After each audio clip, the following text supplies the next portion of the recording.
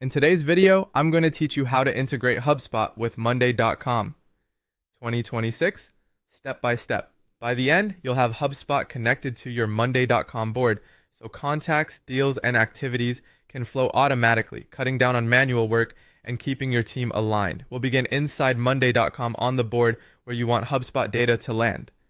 Open your trial management board, or whichever board you use to track leads or customers. Make sure you have permission to add integrations. If not, ask an admin to enable it for you. It also helps to prepare your board with the columns you expect to sync, such as name, email, deal amount, status, or owner. Having these in place makes mapping smoother in a moment. With the board open, find the Integrate option at the top of the page. It may look like a puzzle piece icon or a button labeled Integrate. Click it to open the Integration Center, where Monday.com lists all the apps you can connect. If you can't see this section, your plan or permissions might limit integrations, so double check those settings.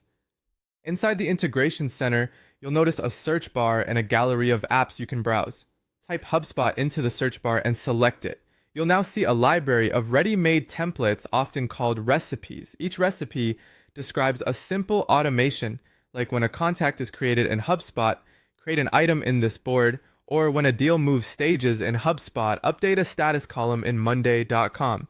Choose the recipe that best matches your workflow. If this is your first time, Monday.com will prompt you to authorize HubSpot. Click Connect, sign in to your HubSpot account, and approve the requested permissions so the integration can read and update the data your recipe needs.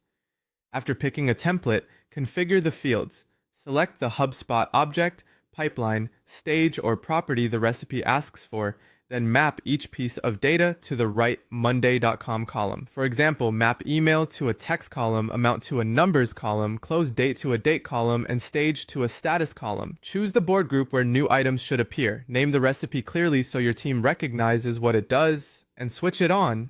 Test your setup by creating or updating a sample record in HubSpot and watching for the matching item to appear or update on your board. If something doesn't sync, revisit your mapping. Confirm you chose the correct HubSpot account and pipeline, and avoid overlapping recipes that could duplicate items. When everything looks good, you're done. Your integration is live and ready to streamline your process.